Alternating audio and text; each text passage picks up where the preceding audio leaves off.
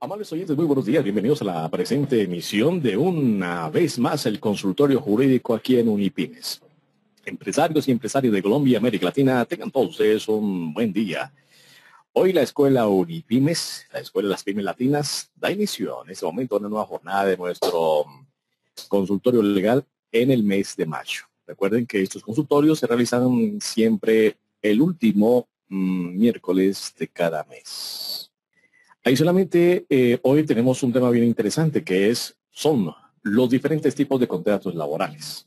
Y recuerde que hasta el 30 de junio vamos con la feria virtual Unipymes. La hemos ampliado porque hemos tenido muchas solicitudes, muchas visitas, muchas consultas y gracias a eso es que nosotros queremos extendernos para que tengan la oportunidad de ingresar a www.centrodeconvencionesunipymes.com. Y le recordamos que entre las personas que entren y visiten la feria automáticamente quedan registrados para la rifa de 2 tiquetes ida y regreso a la ciudad de Cartagena.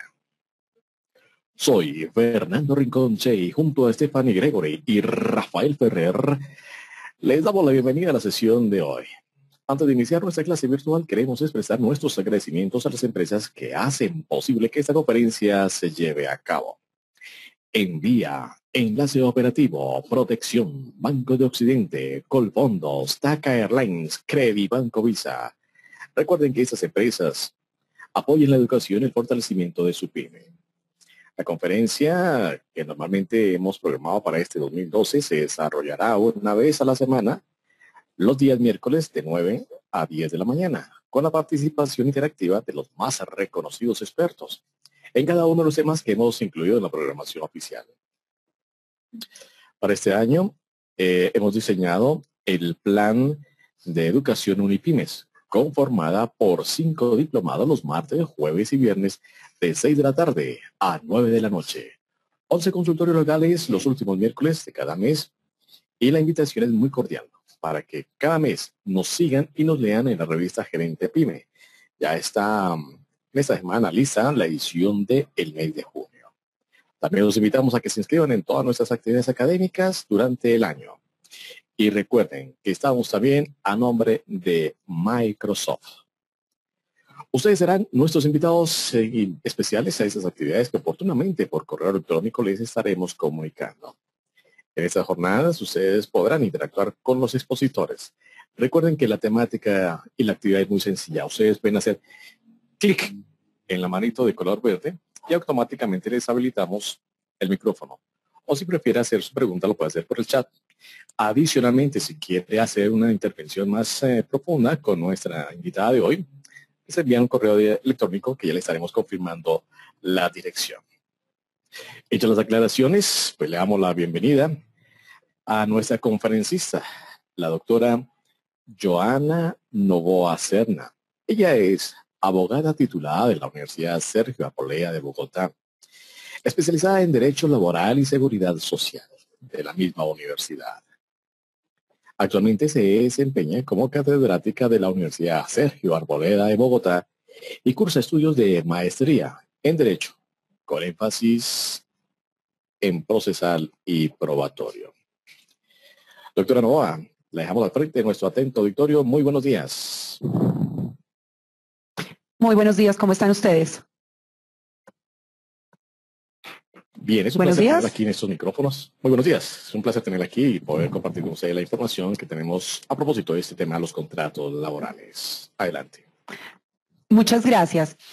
Bueno, en primer lugar, vamos a hacer como una pequeña reseña de qué significa o qué, digamos que tiene la contratación laboral, diciendo que una vez que se tome la decisión de contratar a un candidato, se deben exigir, pues, en primer lugar, todos los documentos necesarios para el proceso de contratación y se debe remitir adicionalmente al trabajador a un examen médico de ingreso para posteriormente... Nuestros oyentes, nuestros visitantes, para que le ampliemos. Un segundo. Entonces les decía, posteriormente se procede... Nuestro ingeniero acá dice que leemos...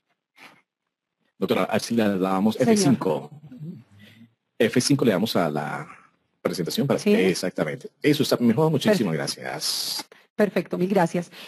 Como les decía, posteriormente se procede a la elaboración y firma del contrato de trabajo, precisando claramente lo va a celebrar, así como aquellas cláusulas que se consideran. Y, obviamente, habría que afiliar de manera inmediata al Sistema Integral de Seguridad Social a todos o a cada trabajador que vaya a desempeñar las funciones dentro de la empresa. La celebración del contrato de trabajo se debe realizar de la siguiente manera. La firma del contrato de trabajo deben hacerla las dos partes contratantes, especificando sus elementos, su forma y la duración de dicho contrato. Los contratos de trabajo se deben elaborar en original y copia, de manera que el trabajador reciba un ejemplar de dicho contrato. La seriedad que debe regir las relaciones laborales obviamente impone una norma que preserve la publicidad de ellas y por eso se aconseja que toda la correspondencia se le entregue, digamos, una copia respectiva a este. La ley contempla varias modalidades o clases de contrato según sean su duración, la forma, pago, la duración, pago o el sujeto y la clase de actividad. Diciendo principalmente que el contrato de trabajo pues es un acuerdo por virtud del cual una persona natural se obliga a prestar un servicio personal a otra, ya sea natural o sea jurídica, bajo una continuada subordinación, cumpliendo órdenes e instrucciones y recibiendo por ello una remuneración. Esos son, digamos que los elementos principales que tiene todo contrato de trabajo. ¿Quiénes intervienen en el contrato de trabajo? Pues intervienen en todas las relaciones dos partes, que son el trabajador, el patrono o el empleador. Para que exista un contrato de trabajo, tiene necesariamente, como yo les estaba indicando, que prestarse o se deben prestar las siguientes condiciones que son, primero, la prestación de un servicio personal, dos, la subordinación jurídica y obviamente un pago o retribución por esa prestación personal de ese servicio. Los contratos entonces pueden celebrarse de diferentes maneras, como yo les estaba indicando. En primer lugar, podemos hablar de los contratos según la forma, que pueden ser verbales o escritos. Los contratos verbales son aquellos contratos que celebran las partes sin la firma de un documento y en Colombia esos contratos son completamente válidos. Cuando se celebra un contrato de manera verbal, el contrato se entiende celebrado por una duración indefinida. Obviamente, si no se firma, digamos que un contrato y se hace de manera verbal, pues nos van a quedar sueltas varias cositas que de pronto es importante que se tengan por escrito porque así la ley lo determina, como por ejemplo el periodo de prueba o las cláusulas de exclusión salarial que siempre deben constar o estar, digamos que, por escrito. Adicionalmente pueden hacerse o celebrarse los contratos escritos que, pues digamos que como su nombre lo dice, se debe celebrar dentro de un escrito firmado y como les decía también anteriormente, se le debe entregar una copia de este contrato al trabajador. En ese contrato escrito, pues se deben definir las partes del contrato, quién es el trabajador, quién es el patrono, cuál va a ser el salario, cómo va a ser la modalidad de pago, si por quincenas o si se va a hacer de manera mensual. Allí se puede pactar igualmente el periodo de prueba, que son cosas, digamos, que son bien importantes. También existen los contratos según la duración y estos pueden ser por labor u obra contratada, pueden ser a término fijo, que necesariamente ese contrato a término fijo tiene que celebrarse de manera escrita, porque si no se hace de manera escrita y se hace de manera verbal, entonces se entenderá que es un contrato de duración indefinida. Adicionalmente, por la duración, pueden haber unos contratos que se llaman accidentales o transitorios, que son aquellos que no superan un mes, un mes. Y los contratos a término fijo, que se pueden hacer de 1 a 3 años o se pueden hacer inferiores a 1 año. Dentro de estos contratos a término fijo, podemos decir también que cuando se celebran por un término inferior a 1 año, pueden prorrogarse por 3 veces. Una vez se haya prorrogado la tercera vez, el contrato se entenderá celebrado a término fijo de 1 año. Ya no será de 3 meses o de 4 o de 6, sino que ya será de 1 año prorrogable por 1 año más. Y los contratos, bueno, que se celebran a 1 año, pues siempre se entenderán prorrogados por 1 año, a no ser que antes de los 30 días de terminarse dicho contrato, cualquiera de las partes manifieste su deseo de no prorrogar dicho contrato. Las anteriores modalidades se presentan, digamos que cada una de ellas con varias alternativas, como les estaba yo diciendo, según la forma de remuneración, la naturaleza del cargo, la calidad del trabajador, la clase de actividad o la naturaleza jurídica del empleador.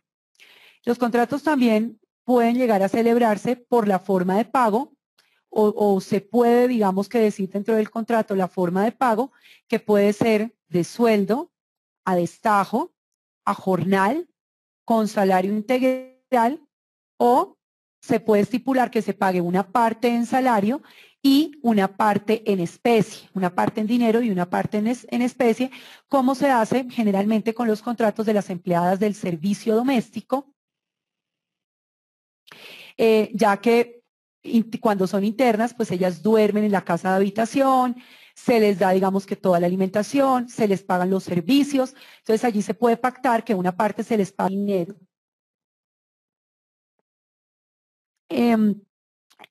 Por el sujeto y la clase de actividad, el contrato se puede celebrar con trabajadores a domicilio, de dirección, confianza y manejo, con celadores, vendedores y agentes viajeros, o trabajadores también del servicio doméstico.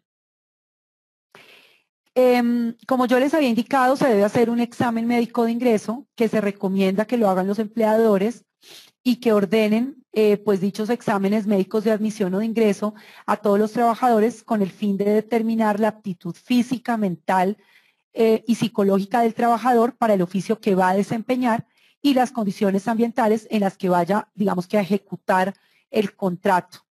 El examen médico de ingreso y los demás documentos que constituyen la historia clínica del trabajador son estrictamente confidenciales y gozan de una reserva profesional, salvo las excepciones previstas en la ley, que básicamente son cuando un juez pues así lo ordene. Hay unas condiciones que se dan para ciertos trabajadores que trabajan en ciertas zonas económicas especiales, y eso lo reglamentó la ley 677 del 2001, cuando creó unas zonas económicas especiales de exportación y se fijaron unas condiciones laborales especiales para esos trabajadores que presten, digamos que servicios en ellas.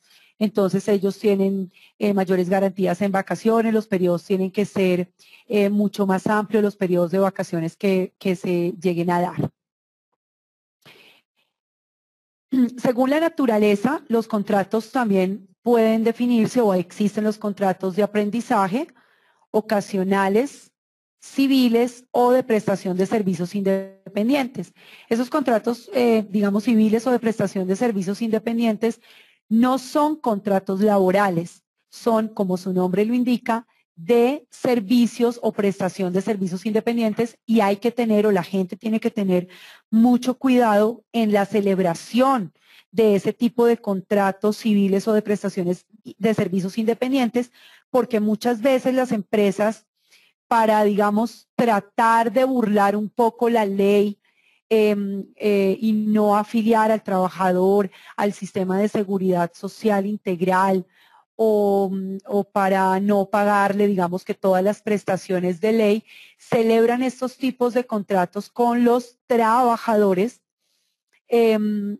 simulando un contrato y son muy peligrosos, yo repito, porque en el derecho laboral existe un principio que es el principio de la realidad sobre las formas. ¿Qué sucede con ese principio de la realidad sobre las formas? Que si yo realmente demuestro como trabajadora que estuve subordinada, que presté de manera personal mi trabajo y que por eso me daban un salario, yo demuestro que lo que existía era un contrato laboral y no un contrato de prestación de servicios independientes.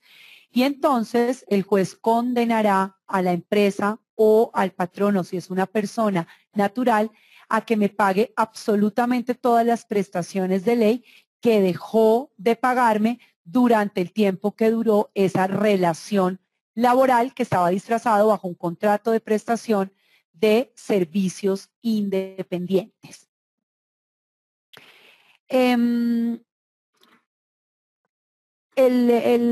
Como yo les decía, existen unos acuerdos que deben siempre pactarse por escrito, como son el periodo de prueba, el salario integral, los pagos que por acuerdo entre las partes no constituyen salario dentro de lo que se encuentre permitido por la ley, y también deben celebrarse por escrito siempre, impajaritablemente, los contratos a término fijo, sus prórrogas y el preaviso, y el que se celebre con extranjeros no residentes en el país.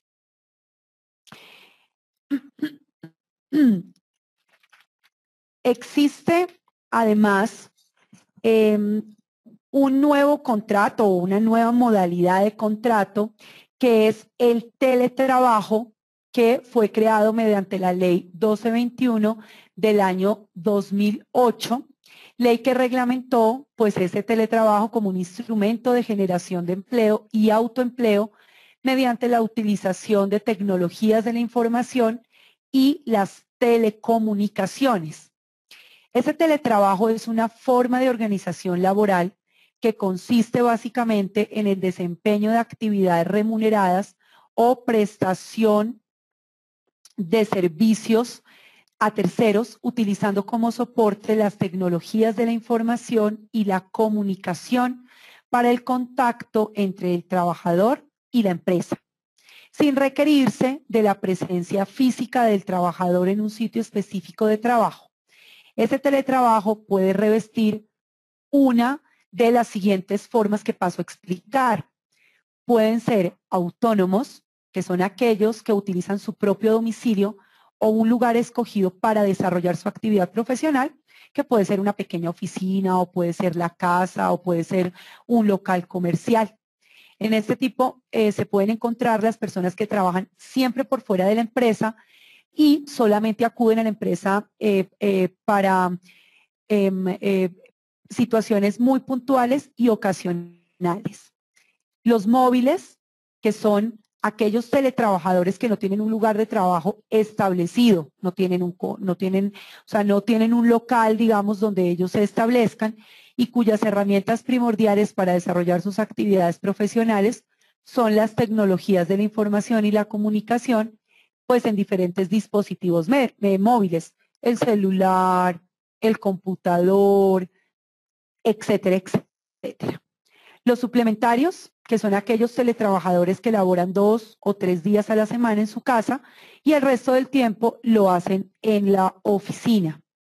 Esto, digamos que lo utilizan muchas empresas que son pequeñas, que requieren de un buen grupo de profesionales o de trabajadores a su servicio, pero que los espacios físicos no les permiten. Entonces lo que hacen es que rotan a los trabajadores y les dicen, los programan, no sé, por días, entonces 5 llegan un día a trabajar y los otros 5 trabajan esos días desde su casa. El teletrabajador, pues es la persona que desempeña la actividad laboral a través de las tecnologías de la información y la comunicación por fuera de la empresa a la que presta sus servicios. Esos teletrabajadores tienen unas garantías laborales, sindicales y de seguridad social. Dada la naturaleza especial de sus labores, no les son, digamos que, aplicables las disposiciones sobre la jornada de trabajo, sobre las horas extraordinarias y de trabajo nocturno, pero, no obstante lo anterior, el Ministerio del Trabajo debe adelantar una vigilancia especial para garantizar que esos teletrabajadores no sean sometidos a excesivas cargas de trabajo. Es decir, a pesar de que ellos no tienen una jornada laboral específica, la persona que los contrata pues no los puede someter a que trabajen, puede ser en su misma casa, en un computador, desde las 8 de la mañana hasta las 2 de la mañana, pues porque digamos que tienen una vigilancia especial para garantizar que ellos no sean sometidos a esas cargas exageradas de trabajo. El salario del teletrabajador nunca podrá ser inferior al que se pague por la misma labor en la misma localidad y por el igual rendimiento a un trabajador que preste sus servicios en el local o en las oficinas o en las instalaciones físicas del empleador o del patrono. En los casos en que el empleador utilice solamente teletrabajadores para fijar el importe del salario, pues se debe tomar en consideración la naturaleza del trabajo y la remuneración que se paga para una labor similar dentro de la misma localidad. Una persona que tenga la condición de asalariado no se considera teletrabajador por el mero hecho de realizar ocasionalmente su trabajo como asalariado en su domicilio o en lugar distinto de los locales del trabajo del empleador, en vez de realizarlo en su lugar de trabajo habitual. La asignación de tareas para los teletrabajadores debe hacerse de manera que se garantice su derecho a contar con un descanso de carácter creativo, recreativo y cultural. La igualdad de trato debe fomentarse respecto del teletrabajo, en particular en el derecho de constituir o afiliarse a las organizaciones que escojan y a participar de sus actividades. Hablo yo, digamos, pueden ser de sindicatos. Adicionalmente, ellos tienen derecho a la protección en la discriminación del empleo y a la protección en materia de seguridad social, que es el Sistema General de Pensiones, Sistema General de Seguridad Social en Salud y riesgos profesionales, de conformidad pues con lo que está previsto en la Ley 100 de 1993 y en las normas que la hayan modificado o la adicionen en las disposiciones que regulan los regímenes especiales. Tienen también protección respecto de la remuneración, respecto de los regímenes legales de seguridad social y el acceso a la formación. Los contratos laborales, independientemente de cuál sea su modalidad, los pueden celebrar todas las personas que hayan cumplido la mayoría de edad, es decir, que tengan capacidad para celebrar un contrato individual de trabajo. Pero, pues adicionalmente, la ley ha determinado que los menores de edad puedan también o pueden trabajar y ellos requieren de una autorización escrita que les otorga el Ministerio del Trabajo, previo el consentimiento de sus representantes legales, que básicamente serían sus padres, o a falta de ellos, pues quien los esté representando, y este trámite pues debe adelantarse ante el respectivo inspector de trabajo. Una vez se haya obtenido por parte del Ministerio la autorización, el menor queda facultado. Welcome to GoToWebinar, Web Events Made Easy. Expliqué un poco del contrato, de la nueva modalidad de teletrabajo, establecer o informarles sobre qué se entiende por trabajo ocasional, accidental o transitorio. Pues bien, por trabajos ocasionales, accidentales o transitorios se entienden aquellos de corta duración que generalmente son inferiores a un mes y se dan siempre que se trate de labores ajenas a las actividades normales del empleador. Es el caso, por ejemplo, de un pintor o de un plomero que se contrata para que en unos 10, 15 o 20 días arregle una casa la pinte o arregle un tanque de agua, etcétera, etcétera. Según sentencias de la Corte Constitucional, este tipo de trabajadores tienen hoy en día derecho a que se les pague una prima de servicios y un auxilio de cesantías por el tiempo que dure la labor que han desempeñado. Las características igualmente del contrato por la duración de la labor u obra son específicamente que el contrato durará tanto como en dada y es fundamental que se especifique dentro del contrato laboral, por lo que obviamente tiene que ser por escrito, este es un tipo de contrato que tiene que pactarse por escrito, se exprese qué obra o qué labor va a desempeñar. Es decir, si yo voy a contratar a un trabajador para que haga un cuarto, por así decirlo, dentro de una casa, dentro del contrato yo deberé especificar cuál es la función o la labor que él va a desempeñar y tendré que definirle qué va a hacer para que sea el cuarto que queda en el segundo piso de la casa a mano tal, porque si no se hace de esta manera, pues el trabajador puede decir que la labor u obra no se ha terminado y no se le podrá terminar el contrato, por lo menos con justa causa. Y es importante que quede, digamos que, definido. Esta modalidad de contrato es ampliamente utilizada, pues en empresas obviamente que están dedicadas a la ingeniería o a la construcción y que enmarcan un trabajo normal y rutinario dentro de sus funciones. Yo no podría, por ejemplo, contratar una recepcionista o una secretaria bajo esta modalidad de contrato, pues porque si yo contrato una secretaria, la secretaria va a tener que estar de manera indefinida y yo no la voy a poder contratar por un tiempo específico de duración de la obra, pues porque allí no hay una labor o un contrato, digamos que definido. Doctora Novoa, señor. se nos perdió la imagen de la pantalla. Ahora sí, ya, no, es que no, digamos que de eso no hay una presentación como tal, porque lo que estoy entrando es a especificar, según las clases de contratos que existen, cuáles son las características de cada uno de esos tipos de contratos. Según cuáles son las características del contrato a término fijo. Bueno, debe celebrarse, como ya les había informado, por escrito y su duración no puede ser superior a 3 años. Admite al menos 2 modalidades.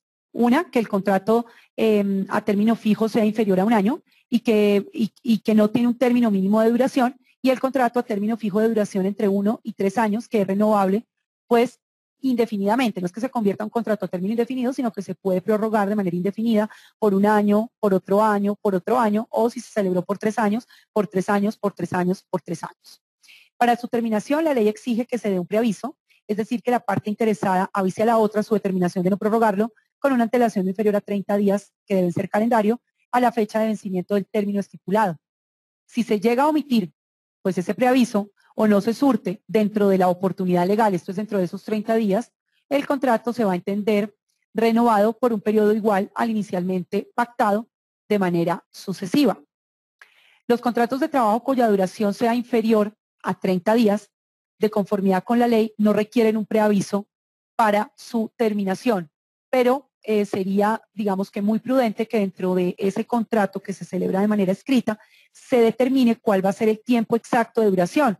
Van a ser 15 días y se manifiesta allí que desde ya se entiende que no se va a prorrogar más. Y valdría la pena, si se llega a prorrogar, que se celebre un nuevo contrato para que no vayamos a tener, digamos que el problema de que si se renueva por 3 meses seguidos, pues ya se va a entender renovado no a 15 días, sino a 1 año. Esos contratos, como les estaba diciendo, a término fijo que sean inferiores a 1 año, pues solamente pueden prorrogarse hasta 3 veces por periodos iguales al inicialmente estipulado o por periodos inferiores, salvo que mediante un preaviso se comunique, que se comunique el tiempo, se decida su terminación. Luego de estas 3 prórrogas, la renovación del contrato no podrá ser inferior a 1 año, en cuyo caso se podrá renovar anualmente de manera sucesiva. Los contratos a término fijo que se celebren verbalmente pues se consideran para todos los efectos como contratos a término indefinido. Yo no podría decir que celebré un contrato verbal a término fijo porque el contrato a término fijo exige que se dé por escrito. ¿Y cuáles son las características de los contratos de duración indefinida? Se entiende celebrado de esta manera el contrato cuando las partes no determinan su duración y esta modalidad de contratación puede celebrarse de manera verbal o de manera escrita. Como ya lo indiqué anteriormente, los contratos verbales tienen el mismo valor que los escritos. No obstante, se recomienda para fines probatorios hacer constar los contratos de trabajo por escrito, aunque sea de aquellos en los que no se exige dicha formalidad, ya que esto facilita la demostración de las condiciones y existencias de dicho contrato. Cuando el contrato es verbal, se entiende, nuevamente repito, que se celebra por término indefinido. Por último, quiero recalcar la importancia de celebrar contratos a término indefinido, y lo digo porque muchas empresas tienen la prevención de no celebrar contratos a término indefinido porque creen que en el momento de despedir al trabajador sin una justa causa se les va a crecer el monto de la indemnización, y pues resulta que esto ya no opera, digamos que de esa manera. Sale muchas veces más barato celebrar un contrato a término indefinido en términos de indemnizaciones laborales que un contrato a término fijo. Pues bien, si yo contrato a un trabajador mediante un contrato a término fijo por 6 meses y a los 3 meses, luego de que ha pasado el periodo de prueba, yo me doy cuenta que la persona no me sirve, pero no tengo una razón específica para despedirla, digamos, sin justa causa, pues yo a ese trabajador tendré que pagarle el tiempo que falte para terminarse el contrato a término fijo. Esto es 3 meses de salario. Si yo lo contraté por un contrato de duración indefinida, quiere decir lo anterior, que yo, si pasa el mismo tiempo, 3 meses, ya ha pasado el periodo de prueba y me doy cuenta que la persona no me sirve, pero no está, digamos que, encasillada dentro de una de las causales para hacer la terminación de dicho contrato, tendré que pagarle una indemnización únicamente de 30 días de salario. Con esto termino la presentación sobre las clases de contrato y espero las preguntas que tengan. Bueno, tenemos una pregunta que viene por el chat. Y la pregunta la plantea, bueno, otro pequeño impasse aquí en la tecnología, pero ya lo estamos descifrando. La pregunta la plantea Luis Mario Cardona. La empresa la empresa convertir dentro de un contrato indefinido que es salario. No, vamos a tratar de arreglar la pregunta. La empresa convertir dentro de un contrato indefinido qué es salario y qué factores no constituyen salario y en qué oportunidad. Creo que es la interpretación de la pregunta. Bueno, si bien estoy entendiendo, lo que él quiere saber es qué puede ser y qué no puede ser salario. ¿Es algo así lo que el señor estará, o la persona, digamos, que estará preguntando? ¿Aló? Correcto, sí, señora. Bueno, ok. Digamos que el salario, pues es toda la retribución que recibe el trabajador por la prestación de sus servicios. Como yo le explicaba, el empleador y el trabajador pueden convenir libremente el salario en sus diversas modalidades, que puede ser mínimo, que puede ser integral, en dinero o en especie, o según la forma de pago por unidad de tiempo, por hora, semana, quincena, etcétera, pero respetando siempre pues el salario mínimo legal o el fijado en los pactos, convenciones colectivas y fallos arbitrales. ¿Qué no constituye salario, según lo que yo le estoy entendiendo a la persona que está haciendo la pregunta?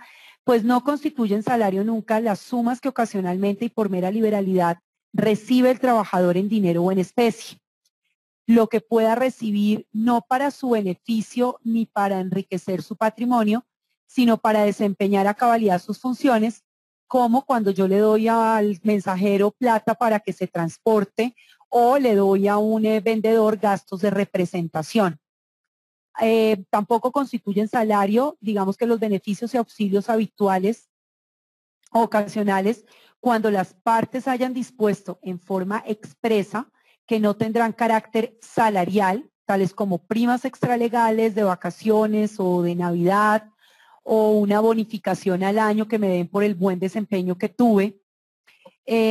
Tampoco constituyen, pues digamos que salario, las prestaciones sociales de auxilio por enfermedad o maternidad o la cesantía.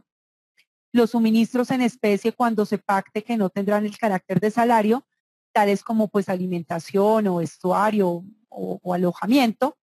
Y en fin, pues los pagos que expresamente, pues digamos que determina la ley que no son salarios, como las vacaciones o las compensaciones en dinero, el subsidio familiar o la participación de utilidades dentro de las empresas, viáticos accidentales, viáticos permanentes, digamos que en aquella parte destinada al transporte y a los gastos de representación. Tampoco se puede entender como salario los elementos de trabajo, las propinas, ni las indemnizaciones por terminación del contrato. Eso, digamos que sería básicamente la respuesta. Muy bien. Seguimos con otra pregunta que plantea a esta hora. Doña Liliana Carvajal. ¿Qué pasa cuando el periodo de prueba establecido por la ley no es suficiente para que un empleador establezca si el empleado es el recurso que se necesita? Liliana Carvajal. Bueno, Liliana, mira, digamos que la ley tiene determinado que el periodo de prueba no puede ser superior a 2 meses cuando se celebra un contrato a término indefinido o cuando se celebra un contrato a término fijo. Por poner un ejemplo, no puede ser superior a la quinta parte del tiempo de duración del contrato. Si ese tiempo no le es suficiente a la empresa o al mismo trabajador para saber si puede desempeñar allí las funciones, si se acomoda, si es la persona indicada o idónea para realizar ese trabajo, pues no hay otra forma diferente que despedir al trabajador sin una justa causa y pagar la indemnización que le correspondería dependiendo del tipo de contrato que hayan celebrado, porque no se puede ampliar, digamos, que el periodo de prueba a un tiempo superior al que la ley nos indica. Bueno, tenemos una pregunta que estamos habilitando ya el micrófono de Yonaida Rojas, una mujer a esta hora de la mañana. Muy buenos días. Yonaida, buenos días. Vamos con la siguiente entonces. Susana Ramos, a esta hora tiene habilitado su micrófono. Buenos días. Susana, buenos días. Dámosle paso entonces a un caballero. David Garzón, a esta hora también. Con las preguntas. Don David, buenos días. David, buenos días. Muy buenos días.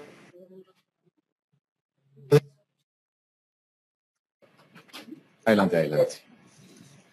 Adelante. Gracias, muy buenos días. ¿Cómo han estado hoy? ¿Me escuchan? Muy bien, muchas gracias. Sí, yo lo estoy escuchando perfectamente. Perfecto, muchas gracias. Yo quisiera saber si de pronto podrían en alguna otra ocasión invitarnos a una conferencia en la que se pueda profundizar más sobre el tema que está tan interesante y que fue tan efectivamente expuesto por la doctora que nos acaba de dirigir el tema. Sí, claro, yo no tendría ningún inconveniente en hacer una nueva charla cuando así lo tengan definido para ampliar un poco más los conceptos que requieran los oyentes. Bueno, ahí listo, ahora sí la estamos escuchando. Adelante, doctora. Le decía yo al señor David que yo no tengo ningún inconveniente en volver a participar, digamos que de esta sesión tan maravillosa para poder ampliar los conceptos que los oyentes a bien tengan. Perfecto, entonces vamos con otro de los temas que tenemos a través del chat. Esta pregunta nos la hace Ketty Castro. La pregunta de doña Ketty dice, doctora, si un empleado tiene 10 años laborando para una empresa, Con contratos fijos de un año y a diciembre 31 se le liquidaron todas las prestaciones a las que tiene derecho. Si se decide no renovar más el contrato, hay que pagar indemnización ya que el empleado tiene 10 años laborando. Es Katy Castro la que hace la pregunta. Katy, no. Si el contrato se celebra a término fijo de un año y se ha prorrogado por periodos, digamos, o por un periodo, o por un tiempo de 10 años, y al trabajador se le han cancelado a 31 de diciembre todas las prestaciones que por ley está obligada la empresa, y se le termina o no se le renueva más el contrato, no habría lugar a pagar ningún tipo de indemnización independientemente del tiempo que dure trabajando, porque se le está despidiendo por una justa causa, la que es pues la no prórroga del contrato laboral. Bueno, tenemos entonces micrófono habilitado para Ángela María Muñoz. Buenos días. Sí, buenos días, ¿cómo están? Muy buenos días, bien, gracias. Doctora, yo tengo varias inquietudes con los contratos fijos. Yo tengo una persona que tiene un contrato fijo, ya se le va a cumplir las 3 prórrogas, y pasarla a un contrato indefinido, ¿hay que tramitar algún papel o simplemente yo le realizo el contrato indefinido y ambas partes lo firman? Ni siquiera tendrías que hacer un nuevo contrato con ella. Lo que tendrías que hacer es hacer un otro sí al contrato que celebraron a término fijo, en el que indiques que a partir de la fecha el contrato se entenderá celebrado a término indefinido.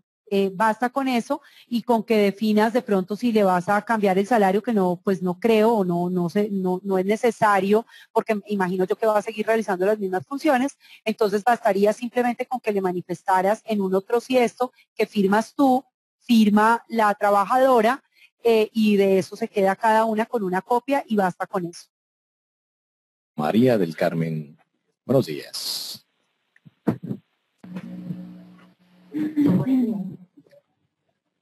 Mi pregunta va con los contratos a término fijo.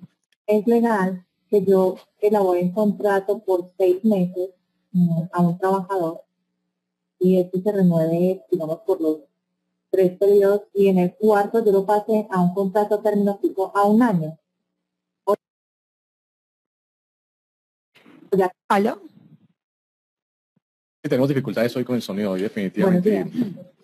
Bueno, pero, aló. Sí, adelante, Villa María. Bueno, mi pregunta va con los contratos a término fijo. Yo puedo mantener varios periodos un contrato a término fijo. Sí, yo contrato una trabajadora por un periodo de 6 meses. Y ese va a ser mi contrato fijo, lo renuevo los 3 periodos y al cuarto periodo lo puedo pasar a término fijo a un año. Y cuando ya se inician esos 4 periodos, sí lo puedo pasar a término indefinido o eso no es Bueno, en primer lugar, si tú contratas a una persona por o bajo la modalidad del contrato a término fijo por 6 meses, se puede prorrogar por 3 veces por el mismo periodo inicial y a la tercera vez ya se va a convertir en término fijo de un año. ¿Sí? No tienes ni siquiera tú que cambiar el contrato porque ya la ley te lo determina que a la tercera prórroga ya se va a convertir en un contrato fijo de un año. Y tú en cualquier momento, independientemente de que hayan pasado 2 meses o 3 o 4 meses de prórroga, tú en cualquier momento puedes indicarle a la persona que la quieres o que le quieres cambiar la modalidad de contratación, ya no a término fijo, sino a término indefinido y es completamente legal. Una pregunta que nos llega a esta hora por el chat la hace el señor John Edison Cruz. ¿Qué tipo de contrato es el más adecuado para que una maquila que paga a destajo y qué obligaciones tendría el empleador? ¿Cómo se fija el pago a destajo para que sea proporcional a un salario legal? Respecto del tema de los salarios, digamos, o del pago de salarios a destajo, pues el trabajador tiene el empleador tiene todas las obligaciones de pagar al trabajador pues toda la seguridad social y todas las prestaciones sociales del trabajador. Lo que pasa es que allí se le paga a esa persona es por jornal. Entonces se le paga, digamos que a diario, como puede ser el tema, por ejemplo, o el punto específico de un mesero que es contratado para que trabaje 3 o 4 días a la semana. Y a ese trabajador pues se le paga por día o como se le paga a las empleadas, digamos que del servicio doméstico, pero pues existen unas fórmulas para sacar, digamos, cuál sería la remuneración que esa persona está ganando, que nunca va a poder ser o nunca va a poder estar afiliado por menos de un salario mínimo legal mensual vigente, ni se le podrán pagar las prestaciones sociales por menos de un salario mínimo legal mensual vigente. Pero pues la modalidad de salario de destajo es que se paga, digamos que por día, y allí pues está incluido ese día de trabajo que prestó como trabajador. Tenemos entonces, se está cayendo el sonido y vamos a enlazar entonces una pregunta que nos hacen a través del chat. ¿Las dotaciones tampoco entrarían como salario? La pregunta la hace Fabio Arturo Sánchez. ¿Me la repites? Discúlpame. ¿Las dotaciones tampoco entrarían como salario? No, las dotaciones no son salario. Las dotaciones son una prestación social que se le debe dar a aquellos trabajadores que devenguen menos de 2 salarios mínimos legales mensuales vigentes. Entonces, cuando una persona gana menos de 2 salarios mínimos legales vigentes, la empresa tiene la obligación de darle un vestido y calzado de labor, se llama, que es diferente al casco que se le da a un obrero, pues porque estos ya son elementos de seguridad industrial. Pero cuando se ganan menos de 2 salarios, existe la obligación de dar dotación y no es constitutiva de salario. Pero sin lugar a dudas, este tema es bien interesante porque se dispararon las preguntas por todos los sectores. Tenemos otra pregunta que nos hace Liliana Carvajal. ¿Yo puedo establecer un periodo adicional como un otro sí al contrato? Un periodo, pero un periodo de qué, de prueba o un periodo, no entiendo muy bien la pregunta, no es muy clara. Porque si es un periodo de prueba adicional, pues no se puede dar, digamos. Y un periodo adicional, si es un contrato a término fijo y lo hace por 6 meses y quiere tenerlo 2 meses más, pues lo que hace es que no lo prorroga por 6 meses, sino que lo prorroga por 2 meses más, avisándole a la persona con una antelación de 30 días antes de que se venza la prórroga del contrato. Actualmente mi empresa está en proceso de liquidación y tengo una demora laboral. Obviamente no hay dinero para pagar lo que exige esa persona en caso de ganar la demanda. ¿Qué puede ocurrir en este caso legalmente? Andrés Rodríguez.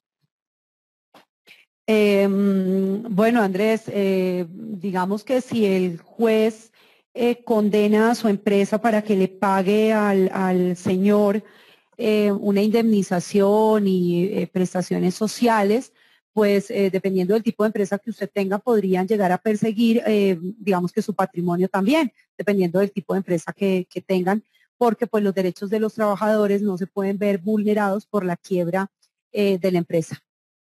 Lo que yo le aconsejaría es que pudiera hacer una conciliación con esa persona si usted ve que realmente a él le asiste razón y pueda fijar, digamos que unos periodos de pago para terminar de pagarle y que no se le siga generando una indemnización moratoria por la falta de pago oportuno, que es lo que comúnmente se conoce como salarios caídos, ya que por cada día de retardo en el pago, pues a usted lo van a pagar, la van a obligar a pagar un día de salario adicional y pues eso se va a convertir posiblemente en una cuenta pues que ya de verdad no va a ser posible cancelar. Por eso no va a ir ni el representante legal ni el dueño de la compañía a la cárcel, pues porque las deudas civiles no tienen cárcel, pero sí les pueden llegar a perseguir su propio patrimonio dependiendo del tipo de empresa que tengan. Bueno, definitivamente el tema sigue, hoy fue el pan bendito, se dispararon muchas preguntas y tenemos otra que nos hace Julie Cortés. ¿Por cuánto tiempo se puede prorrogar un contrato de obra labor? Bueno, el contrato de labor u obra, como yo les explicaba, es un contrato que se celebra para un fin determinado, es decir, para un fin específico, para celebrar, o para celebrar no, digamos que para realizar como tal una obra determinada. Vamos a suponer en el caso del contrato que se celebra con una compañía de ingenieros para hacer un puente. Si el contrato que celebra, generalmente se hacen por licitación, entonces la empresa se gana ese contrato de licitación y el Estado le dice que tiene que hacerlo en 3 meses, pero por temas de lluvia o por temas, bueno, de factores que no son inherentes a la empresa como tal, debe prorrogarse por un tiempo más de 3 meses, pues el contrato irá hasta que se finalice realmente la obra. Entonces, yo decir como tal que es que lo puedo prorrogar por otro periodo más, pues no es el término exacto porque el contrato se va a terminar es el día en que se termine la labor o la obra para la cual la persona fue contratada. Bueno, seguimos con más preguntas que tenemos.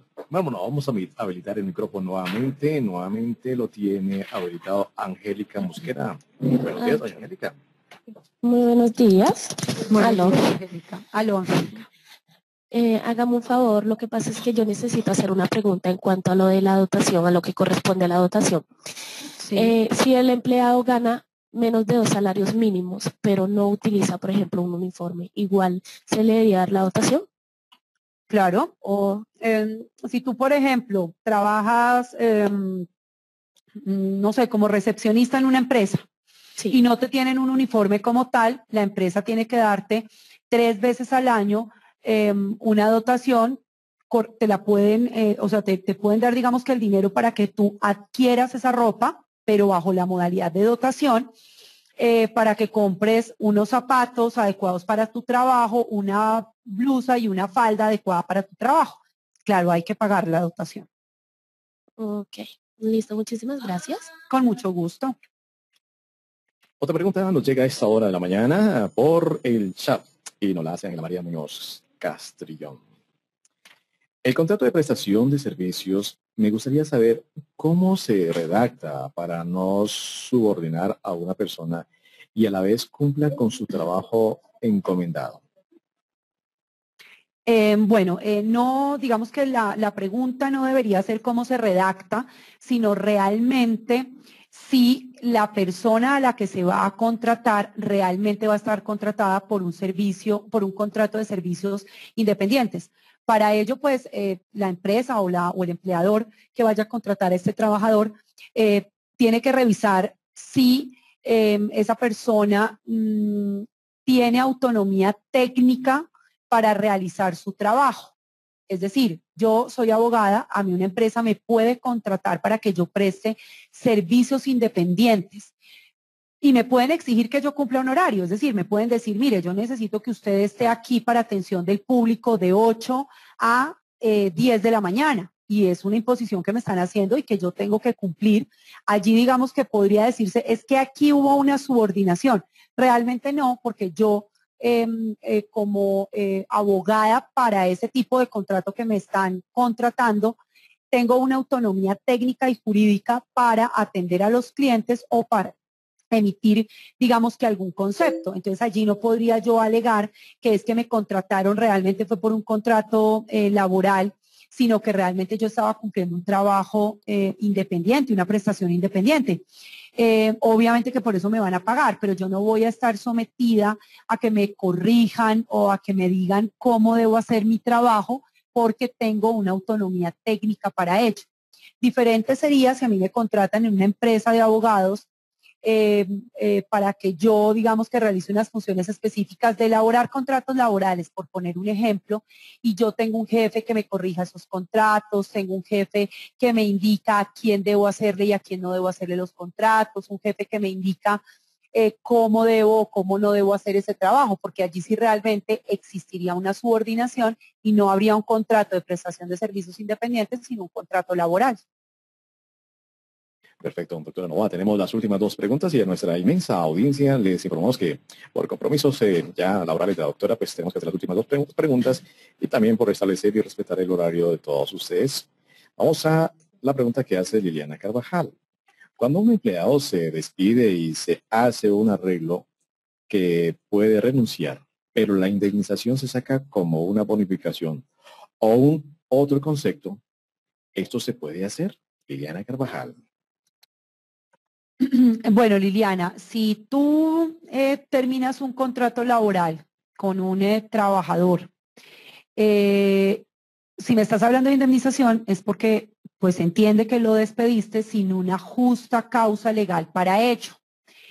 Tú le dices al trabajador, mire, yo lo voy a despedir porque no me gusta su pelo, por poner un ejemplo extremo, obviamente. Eso no es una justa causa para darle por terminado el contrato. Tú le dices, yo le voy a pagar a usted su indemnización de ley, pero no se la voy a pagar como indemnización, sino como bonificación extralegal. Lo pueden pactar, pero el trabajador en un futuro tiene 3 años para ello, porque las reclamaciones laborales prescriben a los 3 años, puede en un futuro reclamar y iniciar una demanda solicitando que le paguen la indemnización por terminación sin justa causa que hiciste, porque lo que le diste a él fue una bonificación extralegal, pero no le pagaste la indemnización.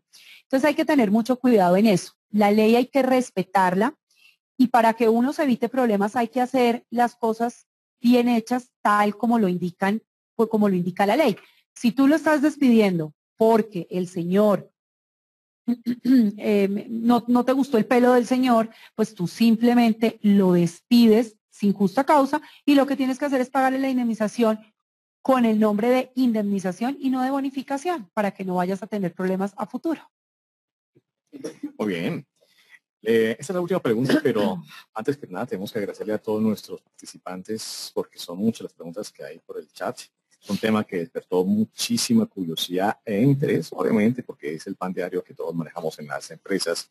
Y esta está relacionada casualmente con la prestación de servicio. La pregunta la plantea Víctor Díaz.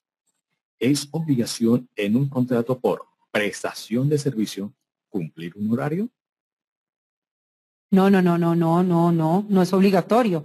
Es decir, yo el ejemplo que puse es porque si yo tengo un contador y yo requiero que el contador venga, no tengo ni idea, un día específico de la semana, pues yo le puedo exigir, digamos que al contador, mire señor, yo necesito que usted esté aquí el martes, dígame usted en qué horario puede venir y le sirve. Fue un ejemplo, o sea, el ejemplo que yo puse como abogada de 8 a 10 fue básicamente un ejemplo. No necesariamente tiene que cumplir un horario como tal, es decir, yo puedo tener un contrato de prestación de servicios independientes con un médico y el médico decir yo programo consultas tales y tales días y pues asistir a esos días a hacer las consultas médicas.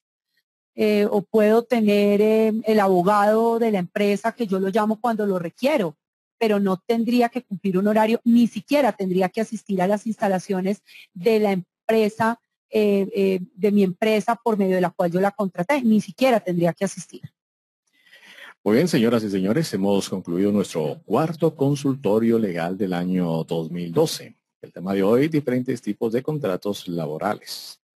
Antes de despedirnos, doctora Novoa, le repetimos el correo electrónico a nuestros oyentes para que estén pendientes si quieren ampliar la información con usted. Sí, mi correo electrónico es Johanna, que se escribe JOHANA, @abogadosencolombia.com. Doctora Novoa, es un placer, un enorme placer haber compartido con usted esa información con la comunidad Unipymes y le expreso nuestro agradecimiento y reconocimiento por su aporte que hoy revolucionó a todos nuestra sala aquí en Pymes. Muchísimas gracias. A ustedes muchísimas gracias por la invitación y que tengan un resto de día feliz. Muchísimas gracias, esperamos tenerla nuevamente aquí y a ustedes, señores empresarios y empresarias, también les extiendo la invitación para que el próximo miércoles 27 de junio a las 9 de la mañana nos volvamos a encontrar aquí en el aula virtual de Unipymes, la Escuela Empresarial de las Pymes Latinas, para otro consultorio legal presentado por otro de nuestros conferencistas, nacional o internacional. No olviden consultar www.unipymescentrodeconvenciones.com. A todos y todas, mil gracias. Feliz día y que Dios los acompañe.